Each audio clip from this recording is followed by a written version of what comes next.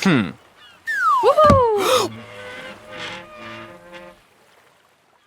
So today we're going to discuss a fundamental question Okay. about being a person. Intrigued. Touches on a contemporary political debate. I'm just going to start with a premise, and I don't necessarily want to discuss said premise right now, but we're going to get into it. Obviously, there is a huge issue right now in contemporary American politics, whether there should be or not, about trans rights. Yes. And a major component of that question, I think that really gets to the heart of it, is the following question. Are all self-identities worth respect? Can you explain what I mean by that question? By all self-identities, you sort of mean your internal perception of yourself. When we're talking about all self-identities, that's like a very broad, very vague thing to be talking about, because it can be basically anything, from sexuality to gender to whether you think you're, I don't know, like a nerd or a jock or a cheerleader, like in high school. Just basically whatever label you've assigned to yourself in your head that you think describes you best and that might make you more comfortable by going by. And the question, should they all be respected, is just saying that we should respect and possibly change our behavior a little bit depending on what people identify by, no matter what that is. I think that's a perfect explanation of the question itself. Let's start with a premise that is inherent in that question at all, and that is, why should self-identities be respected at all? The reason that self-identities should be respected is just because our inner self is obviously a very personal thing that we care for a lot. And to have someone not respect your personal identity is to have them not respect you. And obviously that does not feel good. Depending on how the disrespect shows itself, it can go from anywhere from just being uncomfortable to you to feeling like you're actively being hated. So you identified actually two things that I think are relevant when you made your first statement. You said that our self-identities are personal, and you said that disrespecting them is hurtful. Yes. What do you mean by the statement that self-identities are personal? Self-identities, as in how you identify yourself, are inherently personal because they're talking about you as a whole. You're sort of looking and reaching deep down into yourself and looking at these like feelings and thoughts and parts of yourself and then giving them a name.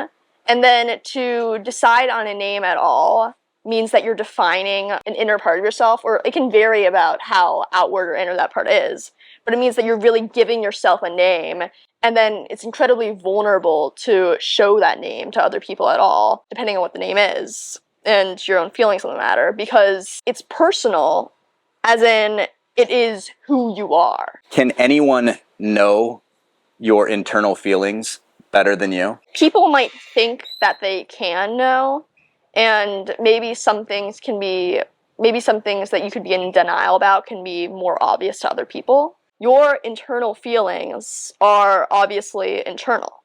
They are your inner feelings, which means that they aren't necessarily exposed to the outside world. They are how you feel.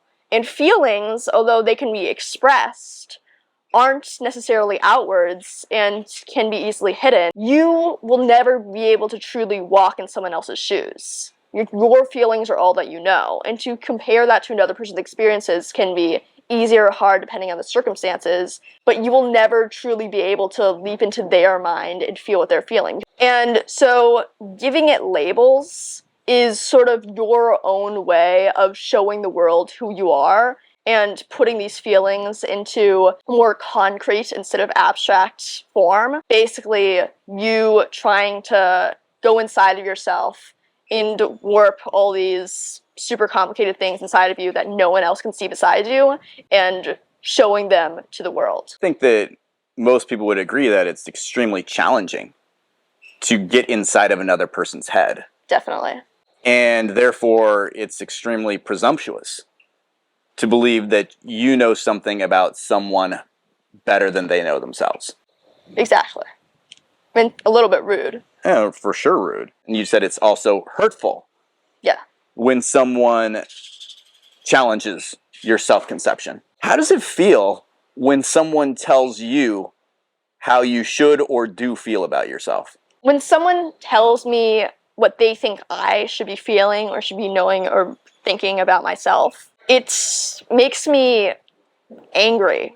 Like, it makes me frustrated, it makes me sad, it makes me hurt. Even if they had a semi-accurate perception of me, it makes me want to throw away the perception of me just for the act of spiting them and saying, no, you're wrong. It feels like you are fundamentally misunderstanding me, and you are like intentionally trying to dig deep inside of me, and then you're saying something that's completely untrue. It feels disrespectful to me as a whole to try to put my feelings in this little box that you can name and that you sound so smug and confident saying.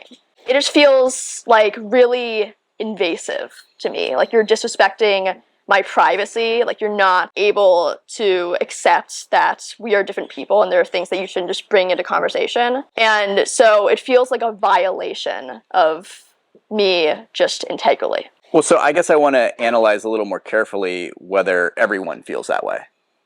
So I'm going to throw out a couple of buckets of people who identify in a particular way.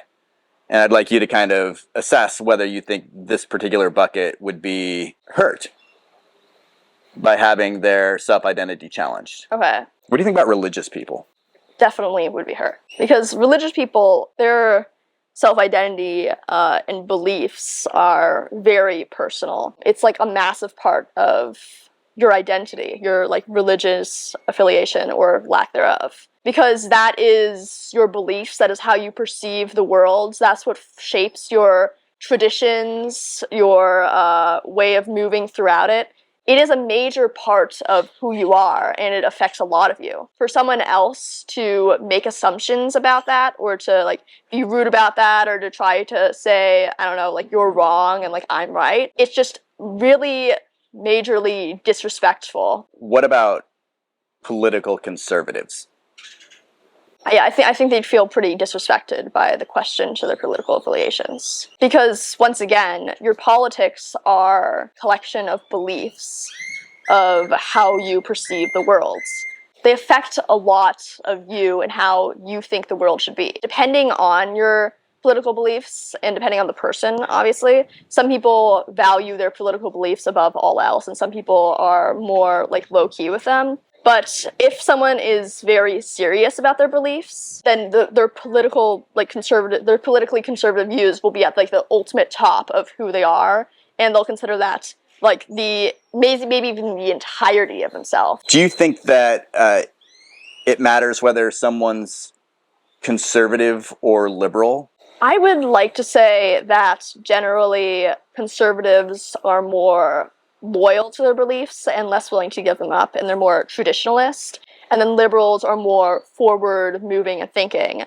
And so liberals might take less offense to the question in their beliefs itself. But I think that if what's being questioned is their entire political identity itself, like a belief in their political identity that they hold very close to them, or they believe forms a massive part of it, then I think that both groups would be equally impacted and would feel semi-equal offense to their questioning of their beliefs.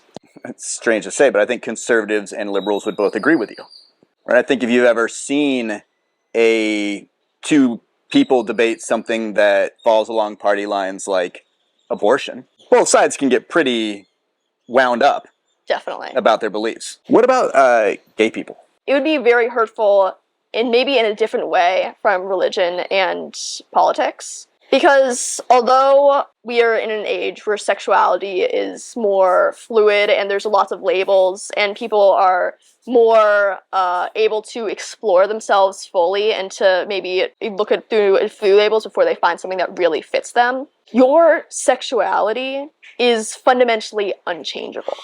Like, that is who you are, who you've always been, and who you always will be. Even if the labels you use to identify yourself change, the personal feelings will never change. And so, even though religion and politics are very personal and close to you, they are, on a certain level, able to be changed. But your sexuality is just fundamentally who you are, and it's like past, present, and future. It is not able to be changed. And for someone to suggest that it can be changed, or that it's not important, or whatever they are suggesting about it, is very, very personally hurtful on a whole nother level, because it is, I would argue, maybe even more personal than religion and political beliefs, just because you don't have this because of how you were raised, or the beliefs that you got throughout exploring the world, or the research you did, or whatever. This is just who you are.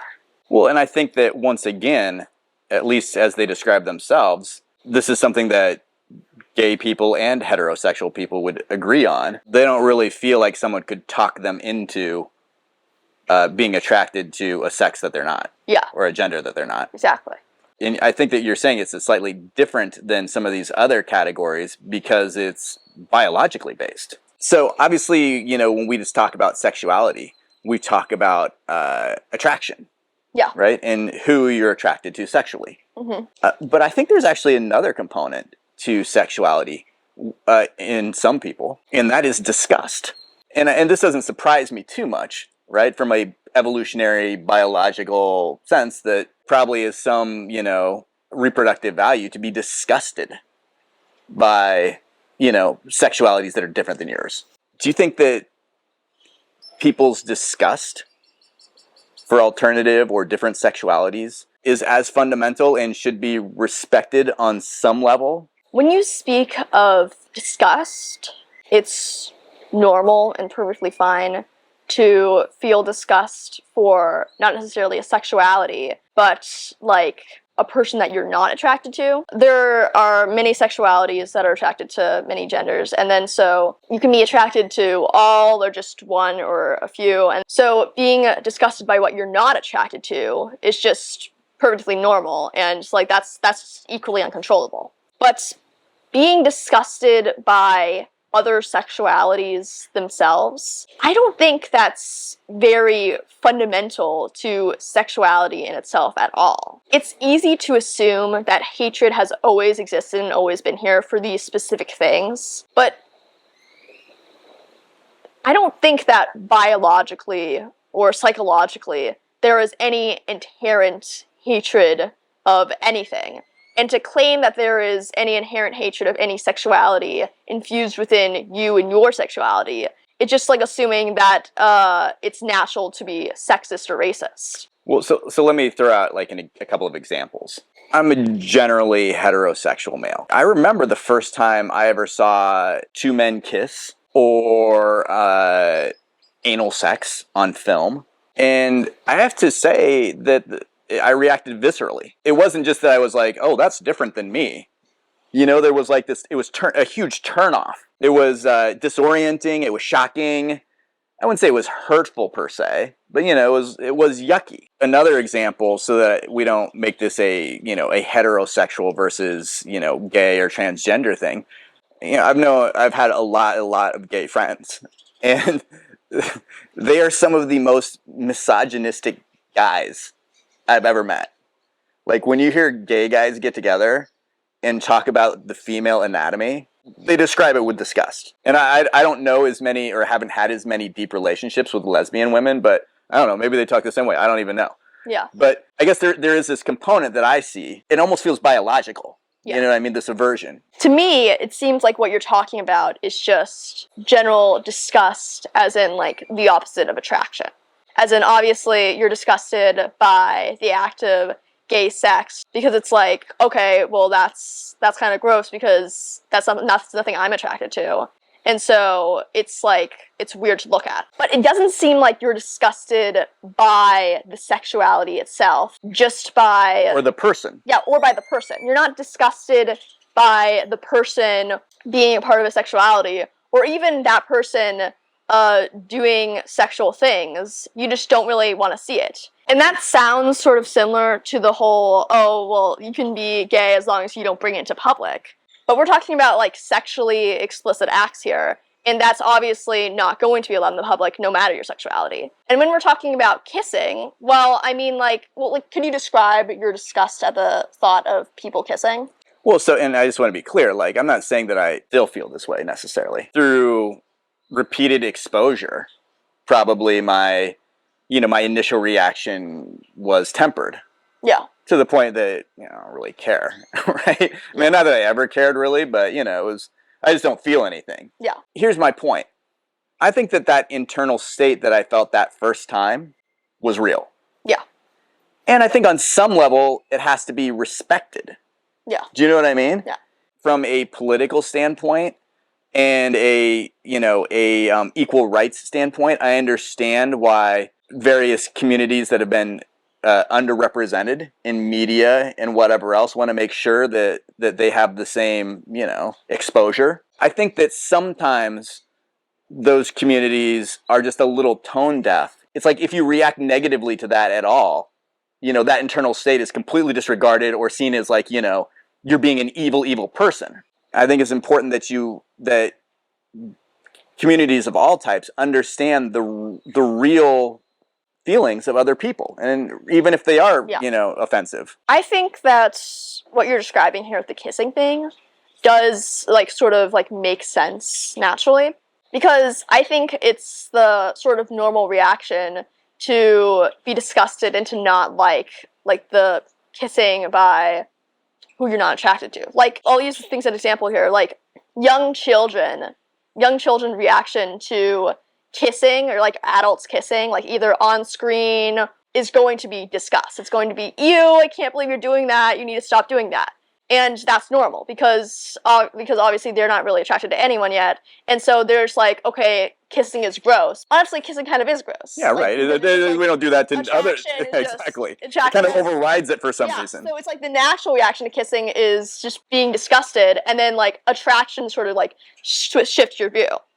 Just public displays of attraction, just disregarding sexuality as a whole, if you're not like particularly attracted to either person, then that's probably going to be gross to you, just generally, like to your friends making out if you're not really attracted to either of them.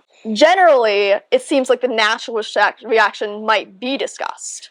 And so it's perfectly okay to feel a little bit weird when you see someone of a different sexuality kissing because you're not really attracted to that. But just what's not really okay is saying that because of your personal feelings with that should be illegal or restricted, or like they should stop doing that in public. And that's sort of the reaction that everyone has over time. Like when you grow up, you become more used to kissing. When you start to exist around people that are like hormonal, like in high school and stuff, then you slowly get more and more used to these public displays of affection, whether in real life or on TV. It's funny, you frame that in a way that I had actually never considered. All sexuality is inherently a little bit grody, right? Like all those acts are a little bit weird. Exactly. If you're not like into it.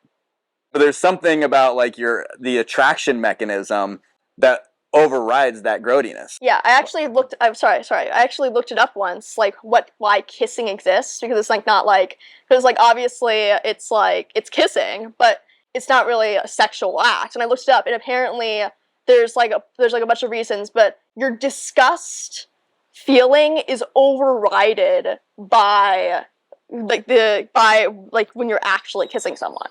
Well, it's so funny because I'm not like a particularly persnickety person, but a little bit, right? Like I don't like spit and slobber, right?